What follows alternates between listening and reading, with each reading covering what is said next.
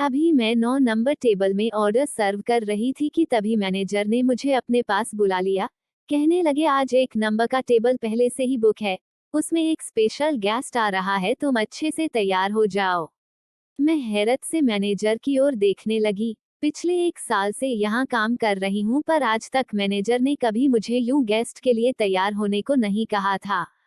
मैंने कहा, ठीक है सर, मैं अपनी मेकअप दोबारा कर लेती हूँ। मैनेजर ने कहा, आधे घंटे में गेस्ट आने वाले हैं और यह टेबल तुम्हें आज खुद सर्व करनी है, तुम संभाल लोगी ना? मैंने कहा, जी सर, मैं संभाल लूंगी। काम करने का 1 साल का मेरा तजुर्बा है, मैं तरह तरह के कस्टमर यहाँ हैंडल कर चुकी हूँ। मैं इस रेस्टोरेंट कम बार में एक वेट्रेस का काम करती हूँ। अभी एक स्टूडेंट हूँ, यूनिवर्सिटी में पढ़ती हूँ, यूनिवर्सिटी के हॉस्टल में रहती हूँ। अपना खर्च चलाने के लिए यहाँ काम करना पड़ता है। मेरी पढ़ाई का खर्चा इतना है कि मेरी गरीब माँ इसका खर्चा नहीं उठा पाती। वह गांव में रहती है और मैं पिछले 1 साल से यहाँ उनसे दूर शहर में हूँ। 1 साल से अपनी माँ के पास जाने का मौका भी नहीं मिला, क्योंकि इस काम में बिल्कुल भी छुट्टी नहीं है। शनि रविवार यूनिवर्सिटी बंद रहता है, तो मैं पूरे दिन इस रेस्टोरेंट में रहती हूँ। इसकी खास बात यह है कि शहर से थोड़ा सा बाहर है और जो कस्टमर आते हैं वो काफी अच्छा टिप्स दे जाते हैं। पर बुरी बात यह है कि कई बार कस्टमर शराब के नशे में वेट्रेस को गंदी नजर से ऊपर से नीचे तक ताड़ते हैं। कभी हाथ भी लगा देते हैं और कस्टमर सर्विस देने वह सब कुछ हमें मुस्कुरा कर बर्दाश्त करना पड़ता है। जब ग्रुप में लड़के यहाँ आते हैं तो और भी बुरा हाल होता है। मैं रेस्टोरेंट के वॉशरूम में आ गई, मेकअप करने लगी थी और सोचने लगी थी, ऐसा कौन सा गेस्ट है जिसके लिए बॉस ने मुझे तैयार होने को कह दिया। करीब आधे घंटे के बाद मैनेजर ने कहा, वह गेस्ट आ चुके हैं, जल्दी से टेबल नंबर 1 के पास जाओ। मैंने हल्का पुल्का मेकअप किया था, अपने बाल ठीक से कर लिए थे और होठों में थोड़ी डीप कलर की लिपस्टिक लगाई थी। यहाँ की यूनिफॉर्म शर्ट और शॉर्ट्स कट पहनी हुई थी, पैरों में बूट्स थे। मैं काफी लंबी हूँ, काफी कॉन्फिडेंस के साथ उनके टेबल के पास चली गई। प्यार से कस्टमर की तरफ देखते हुए कहा, good evening sir, how can I help you? Table number 1 में 2 गेस्ट आए हुए थे, 2 लड़के थे। उनमें से एक लड़का शूट बूट में था। यहाँ तो ज्यादातर लड़के कैजुअल ड्रेस में ही आते हैं। लाइव म्यूजिक चलती रहती है, लोग डांस करते हैं।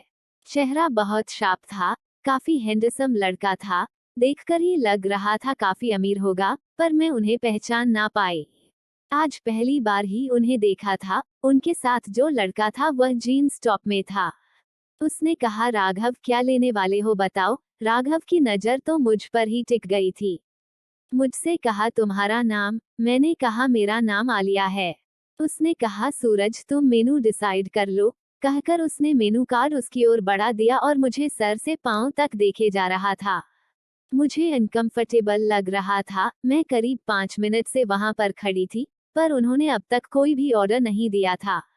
मैंने कहा, सर मेरी हेल्प चाहिए, क्या शायद आपको समझ ना आ रहा हो क्या ऑर्डर करे? मेरी बात सुनकर राघव मेरी तरफ देखने लगा और मन ही मन मुस्कुराने लगा। न जाने मुझे देखकर वह क्या सोच रहा था। उसका दिमाग पढ़ पाना मेरे बस की बात नहीं थी, पर मुझे अब गुस्सा आने लगा था। इतनी देर से वह लोग मुझे वेट कराए जा रहे थे। थोड़ी देर बाद राघव ने कहा, हमें थोड़ा टाइम लगेगा डिसाइड करने में, आप यहाँ बैठ क्यों नहीं जाती? मैंने कहा, कोई बात नहीं सर, यह मेरा काम है, मैं कस्टमर के सामने कैसे बैठ सकती हूँ, मैं यहाँ की एक एम्प्लॉय हूँ। उसके चेहरे पर एक मुस्कुराहट साफ नजर आ रही थी। मैंने कहा, एक काम करती हूँ सर, आप मेनू डिसाइड कर लें, तब तक मैं दूसरे टेबल में जा रही हूँ, थोड़े वक्त में मैं आपके पास दोबारा लौटती हूँ। मुझे यहाँ खड़ा होना बहुत ही और लग रहा था, इसलिए मैंने उसे ऐसा कह दिया था, क्योंकि काफी देर से मैं यहाँ खड़ी थी। बाकी वेट्रेस दौड़ दौड़ कर काम कर रही थी और बाकी सारे कस्टमर को संभाल रही थी। पूजा ने तो एक नज़र मुझे देखा भी था और इशारे से शायद मदद भी मांग रही थी। यह कहकर मैं जाने ही लगी कि अचानक राघव ने पीछे से आवाज दी, मिस आप हमें यूं छोड़कर कैसे जा सकती है? हमने तो यह सीट पहले से ही रिजर्व करवाया हुआ है। उसकी बात से मुझे गुस्सा आने लगा था। मैंने काफी मीठी अंदाज में कहा, सर आपने टेबल बुक कराया है पर वेटर्स नहीं। वेटर्स का काम तो सारे कस्टमर को सर्व करना है और अभी यहाँ काफी रश है। मैं आपके पास काफी देर से वेट कर रही हूँ।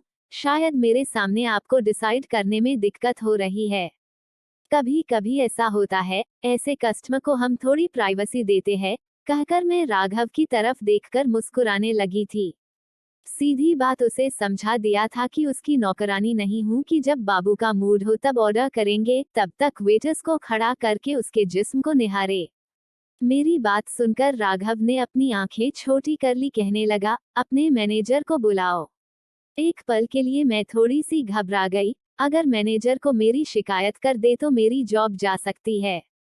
मैंने कहा, कोई इश्यू है तो आप मुझे बता सकते हैं सर।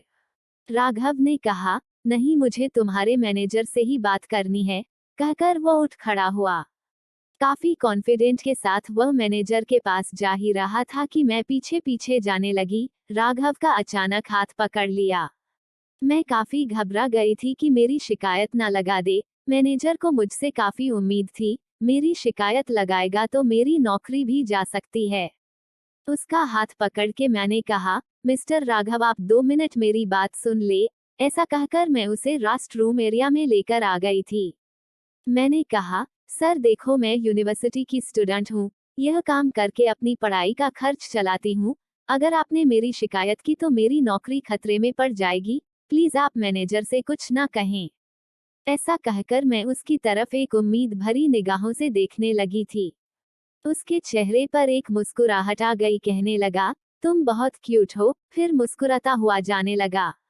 डर के मारे मेरी हालत बहुत खराब थी। वह सीधे जाकर अपनी सीट पर बैठ गया। अपने दोस्त के साथ न जाने क्या बातें कर रहा था। मैं घबराई हुई थी। उसके टेबल पर आकर खड़ी हो गई। राघव के फ्रेंड सूरज ने मुझे कुछ ड्रिंक्स मंगवाया। अब मैंने राहत की सांस ली। बाहर जाकर उनके लिए उनके पसंदीदा ड्रिंक्स का इंतजाम करवाने लगी थी। थोड़ी देर बाद उसे लेकर उनके पास आ गई। उसने मुझे कुछ स्नैक्स लाने को कह दिया। मैं स्नैक्स लाकर जैसे ही उनकी टेबल के सामने खड़ी हुई, उन दोनों की आपसी बातें मेरे कानों में आ गई। सूरज राघव से कह रहा था, अगर तुम्हें मोनिका पसंद नहीं है तो शादी के लिए ना क्यों नहीं कर दे। तुम इतने पावरफुल हो, अपनी मर्जी के खिलाफ तुम्हें किसी अमीर लड़की से शादी करने की क्या जरूरत है। मेरी बात मानो, यह रिश्ता ठुकरा दो, अपनी एंगेजमेंट तोड़ दो। इतना सुन लिया था। मैंने कहा, एक्सक्यूज मी सर। वो दोनों मेरी ओर देखने लगे थे। मैंने मुस्कुराते हुए उनका स्नैक्स शेयर किया था। फिर वह लोग अपना डिनर एंजॉय करने लगे। तब तक मैं दूसरे टेबल में काम संभालने लगी। पूजा ने कहा, यार तुम कहाँ थी, आज इतना रश है, दौड़ते दौड़ते हमारी हालत खराब हो गई है। मैंने कहा, मैनेजर साहब ने मुझे टेबल नंबर 1 को सर्व करने के लिए लगा रखा है। कोई स्पेशल गेस्ट आए हैं, पर शायद उनकी टेबल में जाने में टाइम लगेगा। तुम लोगों की मदद कर देती हूँ। बीच बीच में राघव की टेबल में जाकर उनके बारे में भी पता लगा ले रही थी। आज यूं दौड़ते भागते मेरी हालत बहुत खराब हो गई थी। राघव ने इशारे से मुझे बुला लिया और बिल लाने को कहा। मैं बिल लेकर उनके टेबल में आ गई थी। बिल पेमेंट करने के बाद उन्होंने मुझे 10,000 रुपए का टिप्स दिया। यह देखकर मुझे बहुत ही झटका लगा। 100-500 टिप्स तो हमें हर टेबल में मिल जाता था, पर आज तक इतना ज्यादा टिप्स मुझे कभी नहीं मिला था। राघव कहने लगा, तुमने काफी अच्छा सर्व किया, थैंक यू मिस आलिया। मैंने कहा, thank you so much sir. ऐसा कहकर मैं वापस किचन में आ गई थी। बचा हुआ काम खत्म कर रही थी। रात के 2 बजे बज चुके थे। शाम 6 बजे से लेकर रात 2 बजे तक मेरी ड्यूटी रहती थी।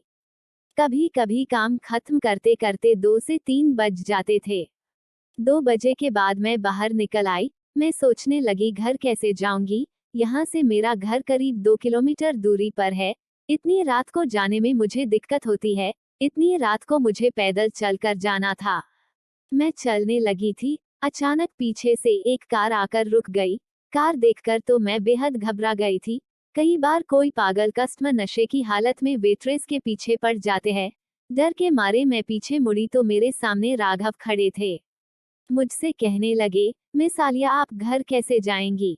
मैंने कहा, सर मेरा घर यहाँ से 2 किलोमीटर दूरी पर है। रोज इसी टाइम मेरी शिफ्ट पूरी होती है। जाने का इंतजाम नहीं रहता है तो मैं पैदल ही जाती हूँ। वो मेरी तरफ बड़ी हैरत से देखने लगा, कहने लगा, मेरी कार में आकर बैठ जाओ, मैं तुम्हें घर ड्रॉप कर दूंगा। मैं उसके साथ चुपचाप बैठ गई। मुझे उस पर न जाने क्यों भरोसा था। इतना रईस आदमी मुझ जैसी गरीब लड़की पर बुरी नजर नहीं रखने वाला। यूनिवर्सिटी के गेट के बाहर आकर वह रुक गया, कहने लगा, तुम इसी यूनिवर्सिटी के हॉस्टल में रहती हो ना? मैं उसको देखकर मुस्कुरा रही थी। Thank you so much sir for the lift and for your tips, good night. Raghav मुझे देखकर मुस्कुरा रहा था और मैं फिर कार से उतरकर अपने हॉस्टल की तरफ चली गई। एक बार पीछे पलट कर देखी तो राघव वहीं खड़ा खड़ा मुझे अंदर जाता हुआ देख रहा था। आज मैं थककर चूर हो गई थी, पर न जाने क्यों मुझे राघव का ही ख्याल आ रहा था। उसके बारे में सोच सोच कर मुस्कुराने लगी थी। 10,000 रुपए से मेरी काफी मदद हो जाएगी। मैं होटल मैनेजमेंट लेकर ही पढ़ रही हूँ, बहुत मुश्किल से अपना खर्च निकाल पाती हूँ। सैलरी काफी नहीं पड़ती, टिप्स के पैसे से मेरा खर्चा चलता है। न जाने कब मुझे नींद आ गई और मैं सुनहरे सपनों में खो गई। सुबह उठकर अपनी क्लास के लिए आ गई थी, पर न जाने क्यों दिल में राघव का ख्याल आ रहा था। क्रेडिट कार्ड में मैंने उसका पूरा नाम देख लिया था, राघव सिंघानिया। जब इंटरनेट में उसका नाम सर्च किया तो पता चला काफी बड़े रेस्टोरेंट चेन का मालिक है। उनके होटल एंड रेस्टोरेंट पूरे देश में फैले हुए हैं। फिर आखिर अपने रेस्टोरेंट में ना जाकर हमारे यहाँ बार में क्यों आया? तभी नजर आया कि उसकी एंगेजमेंट मोनिका नाम की एक लड़की से हो गई है। उन लोगों को यह नाम कहते हुए सुना था। दोनों की काफी सारी तस्वीरें इंटरनेट पर थी। मोनिका भी काफी रईस लग रही थी। मैं अपने दिमाग से राघव की बात भूल जाना चाहती थी। मुझ जैसी लड़की को वह क्यों पसंद करेगा? वह तो मेहनत करके मैं आज इस पोजीशन में पहुंची हूँ कि अपनी पढ़ाई कर रही हूँ, वरना मैं एक किसान की बेटी हूँ।